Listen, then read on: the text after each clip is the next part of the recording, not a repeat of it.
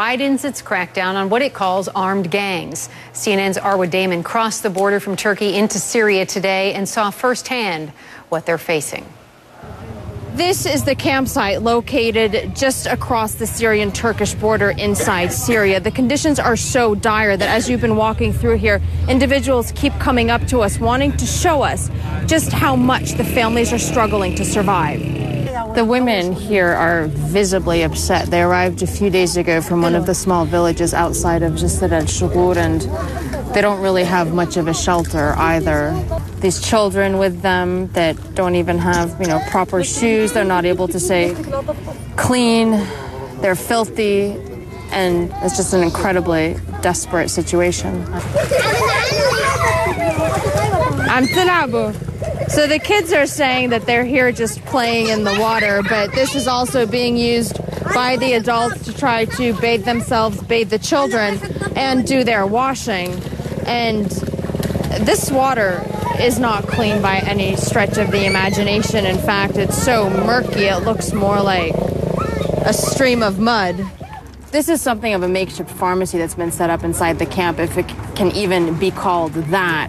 Muhammad, who brought most of these medicines, owned the pharmacy itself in Jisr al-Shughur, and he piled everything that he possibly could as he was fleeing. And he's choosing to stay here because the people desperately need his help. He's the only person that they can go to for any number of illnesses that people are suffering from here, especially the children, given the rough weather conditions that they've been having to deal with. So this woman who just arrived, apparently, we were being told, has high blood pressure and she's diabetic. And those, for example, are two medicines that he quite simply does not have. This is what this family has to cook on, and you actually don't see this level of so-called luxury at every single small campsite. The tents, crude, a tarp strung between two sticks, various vehicles. You see them strung between the trees as well. Laundry scattered all over. The families crouching and waiting. And when we've been asking them about what they witnessed, they simply, for the most part, say it was too horrific to put into words.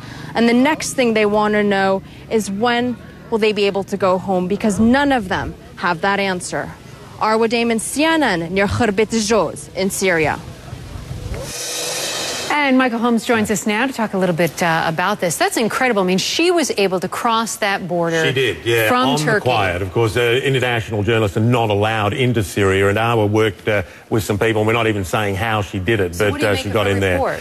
She's extraordinary. She speaks Turkish, Arabic, French, English, and she got across there, and it is our first look on our own at these camps and how these people are living. Up to 7,000 people now have crossed over, that's on the Syrian side, have now crossed over into Turkey, and the Turkish authorities having to deal with that, putting a lot of pressure on them.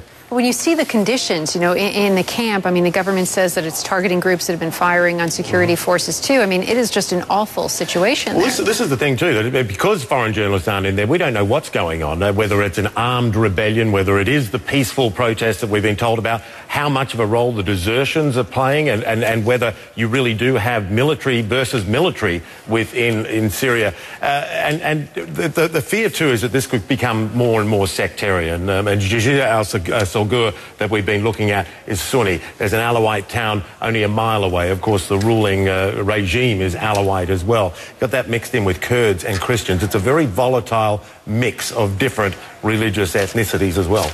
Well, it's incredible that she got in there, and great to have you here as well to talk with us about it. Thank you, Michael. Feeling like air travel is putting a big dent in your wallet, maybe?